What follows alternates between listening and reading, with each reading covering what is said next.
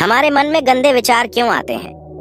हम नहीं चाहते पर फिर भी हमारे मन में गंदे विचार आते रहते हैं। लेकिन क्यों? मन ही हमारा सबसे बड़ा दोस्त और मन ही हमारा सबसे बड़ा शत्रु है। जब हम अपने मन के हिसाब से चलते हैं तो मन हमें भटका देता है, और जब हम मन को संतुलित कर लेते हैं तो हम अपनी जिंदगी में सब कुछ पा लेते हैं। हम अपने मन में आने वाले गंदे विचारों को रोकने की कोशिश करते हैं, पर जितना हम रोकते हैं उतने ये विचार हमारे अंदर प्रवेश करते जाते हैं। आप जिस चीज से जितना दूर भागोगे उतनी ही वह चीज आपके पास आएगी। इसीलिए उस चीज से भागो मत, बल्कि उस पर संतुलन कायम रखो। एक बार एक युवक गौतम बुद्ध के पास आया और गौतम बुद्ध से बोला, हे बुद्ध, मेरे मन में इतने गंदे विचार क्यों आते हैं? मैं नहीं चाहता कि मेरे मन में गंदे विचार आएं, पर मेरे मन में हमेशा काम वासना के विचार चलते रहते हैं और मैं इनके बारे में सोच सोच कर बहुत परेशान हूँ।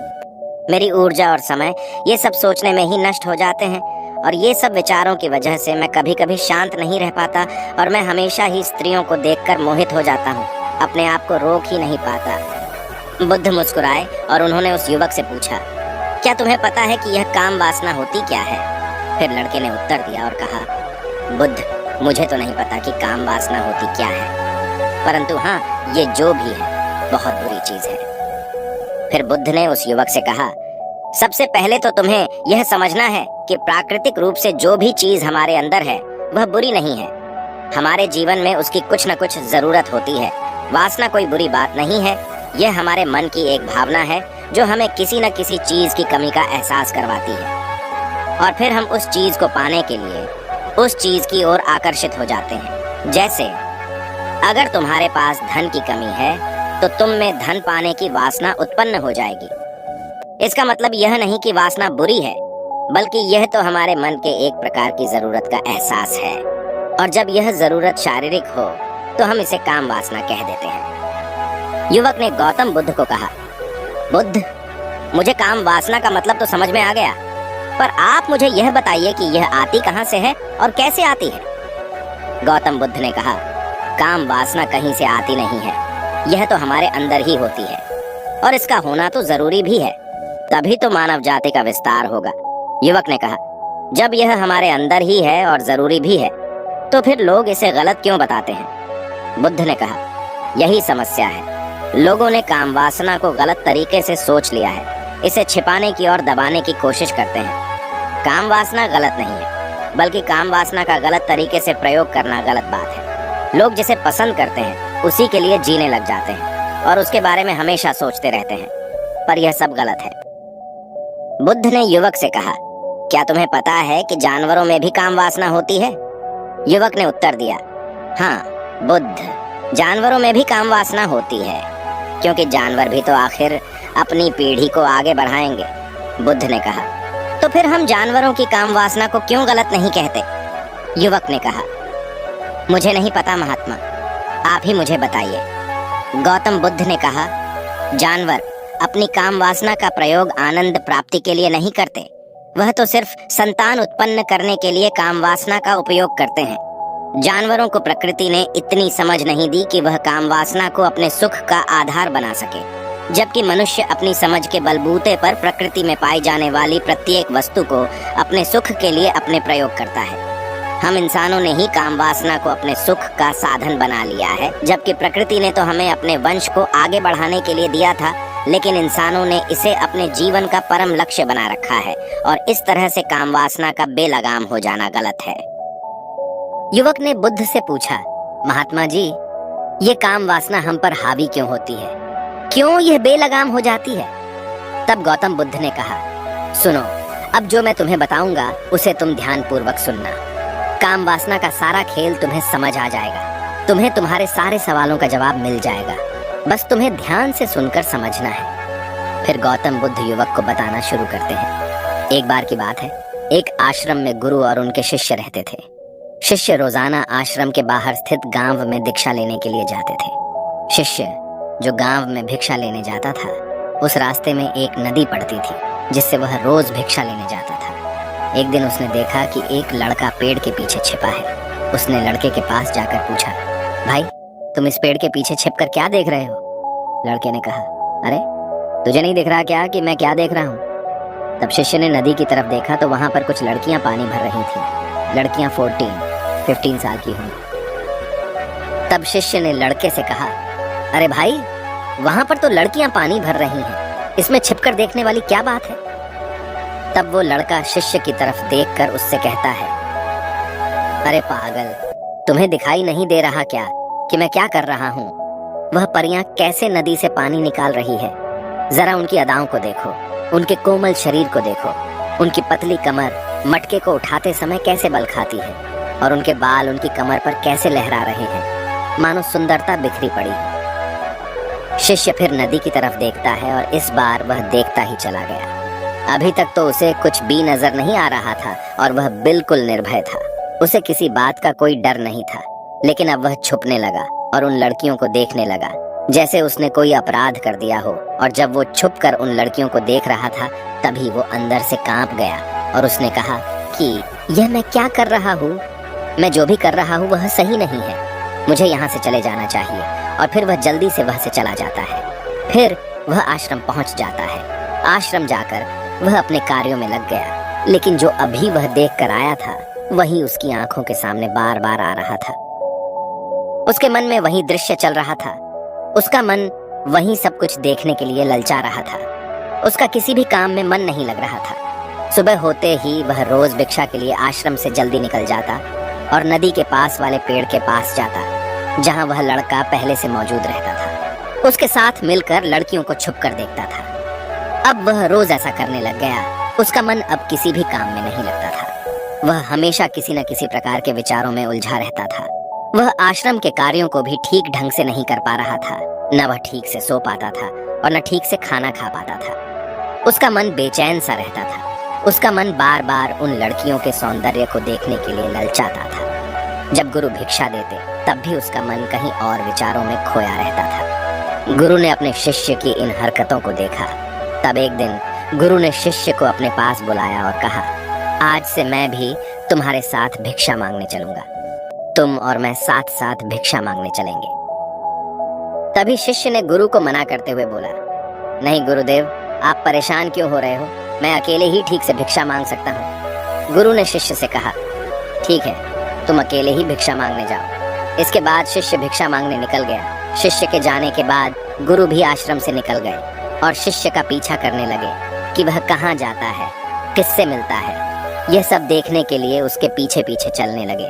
थोड़ी दूर जाने के बाद गुरु ने देखा कि उनका शिष्य एक लड़के के साथ एक पेड़ के पीछे अपराधी की तरह छिपा हुआ है और छिपकर कुछ देख रहा है। गुरु भी अपने शिष्य के पीछे जाकर खड़े हो गए, यह देखने के लिए कि आखिर उनका शिष्य क्या देख रहा है, जिसके लिए वह पेड़ के पीछे अपराधियों की तरह छिपा पड़ा है। गुरु ने देखा कि उनका शिष्य पेड़ के पीछे छिपकर लड़कियों को देख रहा है जो नदी से पानी भर रही है। तभी गुरु ने शिष्य से कहा, क्या तुम लड़कियों से भी भिक्षा लोगे? गुरु की आवाज सुनकर शिष्य का मन घबराया और उसके पसीने छूटने लगे। वह थर थर कांप रहा था, जैसे किसी चोर को पकड़ते समय रंगे हाथों पकड़ लिया हो। उसकी हालत खराब हो गई। वह कुछ भी नहीं बोल पा रहा था। वह लड़का जो शिष्य के साथ था वहां से भाग गया, जिससे शिष्य और भी घबरा गया था। उसके मुंह से कुछ टूटे फूटे शब्द ही निकल रहे थे। वह अपने गुरु से भी नजर मिलाने का साहस नहीं कर पा रहा था। गुरु ने शिष्य की ओर देखा और कहा, मेरा शिष्य तो निर्भय है, उसे तो किसी भी चीज का डर नहीं है, लेकिन ये क्या, तुम तो डर के मारे कांप रहे हो। शिष्य ने गुरु से कहा, मुझे माफ कर दो, इसमें मेरा कोई दोष नहीं है। उस लड़के ने मुझे बहका दिया था, लेकिन मैं आपसे वादा करता हूँ कि आज के बाद मैं कभी दोबारा ऐसा नहीं करूँगा। मुझे माफ कर दो। गुरुदेव ने कहा कि कोई बात नहीं, पर इस बात का तुम ध्यान रखो कि हम जैसी संगति करते हैं वैसा ही फल हमें प्राप्त होता है। हम जैसे संगति करते हैं उनके विचार हमारे अंदर प्रवेश करते हैं। इसीलिए अच्छी संगति करो ताकि तुम्हारे अंदर अच्छे विचार प्रवेश करें।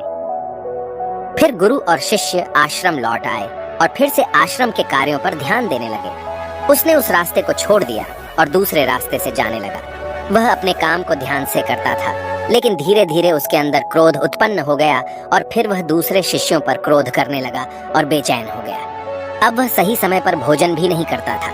वह भोजन भी बहुत कम खाता था। एक रात गुरु शिष्य के पास आए और उससे बोले कि तुमने मुझसे वादा किया था कि तुम अपना मन नियंत्रण में रखोगे। अब तक तुमने कितनी बार अपना वादा तोड़ दिया। यह सुनकर शिष्य अपने गुरु के चरणों में गिर गया और रोने लगा। रोते रोते ही उसने गुरु से कहा कि गुरुदेव, मैं कई बार अपना वादा तोड़ चुका हूँ, फिर वादा कर लेता हूँ, लेकिन हर बार मैं वादा तोड़ देता हूँ। मेरा मन मेरे नियंत्रण में है ही नहीं। मैं बहुत कोशिश करता हूँ कि मैं अपने मन से सारे बुरे विचारों को निकाल दूं, लेकिन मैं चाहकर भी ऐसा नहीं कर पा रहा हूँ। फिर गुरु ने शिष्य को कहा, चलो मेरे साथ। गुरु शिष्य को आश्रम के बगीचे में लेकर गए और शिष्य से कहा, देखो यहाँ पर कुछ नालियां बनी हुई है जिससे नदी का पानी इन पौधों तक आ रहा है और यह पानी निरंतर भाव से बह रहा है। क्या तुम इस पानी के बहाव को रोक सकते हो? शिष्य ने कहा, हाँ गुरुदेव, मैं इस बहाव को रोक सकता हूँ।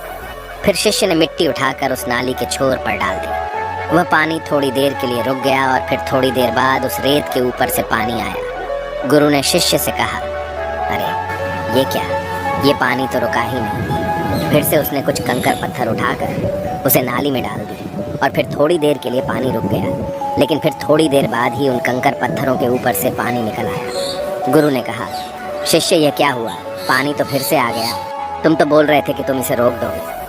क्या हम किसी चीज को पूरी तरह से रोक सकते हैं? तब शिष्य ने कहा, कोई बात नहीं गुरुदेव, मैं इस पानी को तो रोक कर आपको दिखाऊंगा। फिर उसने एक बड़ा सा पत्थर लेकर आया और उसे नाली पर डाल दिया।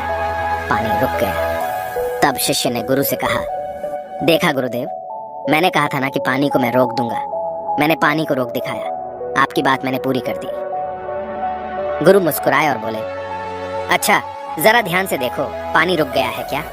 वो तो पीछे की नाली तोड़कर बाहर आ गया और अगल बगल से बह रहा है। और ध्यान से देखो, इस पत्थर के आगे भी आ गया और यह पानी अपना रास्ता बदलकर फिर से आगे की तरफ बह जाएगा। फिर थोड़ी देर बाद ऐसा ही हुआ।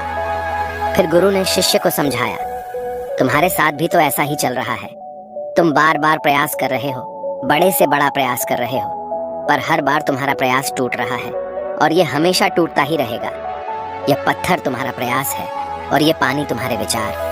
तुम कितना भी बड़ा पत्थर रख लो, लेकिन पानी तो अपना रास्ता बना ही लेगा। ये देखकर शिष्य ने पूछा, हे गुरुदेव, क्या कोई तरीका नहीं है जिससे मैं गंदे विचारों से बाहर निकल सकूं? गुरु ने कहा, एक तरीका है।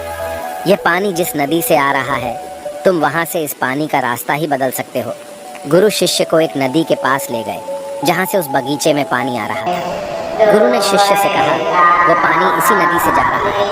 अगर हम यहीं से उसका रास्ता बंद कर दें जहां से पानी बगीचे में जा रहा है, तो क्या हम पानी को रोक नहीं सकते? शिष्य ने कहा, हाँ गुरुदेव, अवश्य ऐसा हो सकता है। मैं इस पानी को यहीं से बंद कर देता हूँ, तब आगे की नाली में पानी जाएगा ही नहीं और फिर बगीचे में पानी ही नहीं जाएगा। फिर गुरु ने कहा, शिष्य अगर पानी बगीचे में नहीं जाएगा तो पेड़ पौधों को पानी कहाँ से मिलेगा? उन पेड़ पौधों को तो पानी की आवश्यकता है। फिर शिष्य ने विचार किया और कहा, मेरे मन में तो यह बात आई ही नहीं, इस पानी का बगीचे में जाना जरूरी भी है। गुरु ने कहा, और उन पेड़ पौधों में कुछ ऐसे हैं जिनको रोज पानी की आवश्यकता है, वो तो मुरझाकर मर ही जाएंगे। पानी तो हमें खोलना ही होगा। शिष्य ने गुरु की बात सुनकर पानी का रास्ता खोल दिया। तब गुरु ने पूछा, अगर हम इस नदी के पूरे पानी को बगीचे की तरफ मोड़ दें तो क्या होगा? शिष्य ने उत्तर दिया, गुरुदेव, वहां पर जितने भी पेड़ पौधे हैं वो सब गलकर नष्ट हो जाएंगे और वहां पर कुछ नहीं बचेगा। गुरु मुस्कुराए और बोले, तुम इस बात को समझो, हमें किसी भी चीज को रोकना नहीं है, बस हमेशा संतुलन बनाए रखना है। कम पानी से भी पौधे नष्ट होते हैं और ज्यादा पानी से भी पौधे नष्ट होते हैं। हमारा जीवन संतुलन से ही चलता है। गुरु ने शिष्य से कहा, अगर मैं तुम्हें कुछ कहूं कि तुम आम के बारे में मत सोचो, तो तुम्हारे मन में सबसे पहले किसका चित्र आएगा? शिष्य ने बोला, गुरुदेव, मेरे मन में तो पहला चित्र आम का ही आएगा। गुरु ने कहा, जब हम गंदे विचारों को जबरदस्ती रोकने का प्रयास करते हैं तो वे और भी मजबूती से हमारे अंदर प्रवेश करते हैं। इसीलिए हमें उन्हें कभी भी दबाने की कोशिश नहीं करनी चाहिए। फिर गुरु ने शिष्य को कहा, हमारे गंदे विचार बुरे लोगों की संगति करने की वजह से भी आते हैं। कभी कभी कामुकता हमारे अंदर होती नहीं है, लेकिन कुछ अश्लील लोगों के साथ रहने की वजह से ये हमारे अंदर हावी हो जाती है। फिर शिष्य ने कहा, गुरुदेव, आप सही कह रहे हैं, मैं अपने मार्ग से भटक गया था। फिर वह शिष्य उस रात बहुत ही चैन की नींद सोया। सुबह अपने कार्यों को पूरे मन से किया और फिर सुबह वह भिक्षा लेने के लिए उसी रास्ते से गया जहां वह लड़का आज भी पेड़ के पीछे छुपकर उन लड़कियों को देख रहा था। वह शिष्य उसे नदी पर गया जहां वह लड़कियां पानी भर रही थीं। उसने उन लड़कियों से पानी मांगा और उन लड़कियों में से एक लड़की ने उसे पानी पिलाया और उसे शिष्य के चरण छुए। शिष्य ने उसे आशीर्वाद दिया कि तुम्हारा कल्याण हो, जिससे कि मानसिकता सकारात्मक ऊर्जा से भर जाए। उसके चेहरे पर मुस्कान आ गई थी, जैसे कि उसे कुछ खोया हुआ वापस मिल गया हो। वह वापस अपने रास्ते से जाने लगा। तभी पीछे से वह लड़का आ गया जो पेड़ के पीछे छुपा हुआ था। वह शिष्य के पास आया और बोला, क्या बात है, आज तो तुमने नजदीक से दर्शन कर लिए, तुम तो मुझसे भी आगे निकले।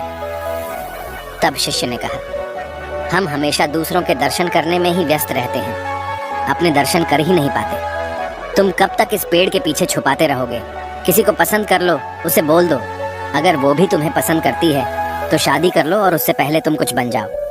अपने आप को पहचान लो, ऐसे अपना समय बर्बाद मत करो। फिर वह लड़का रोज उस शिष्य से मिलने लगा और उसने लड़के को नदी पर न जाने के लिए प्रेरित किया। और फिर वह लड़का अपने जीवन में कुछ बनने के लिए संघर्ष करने लगा।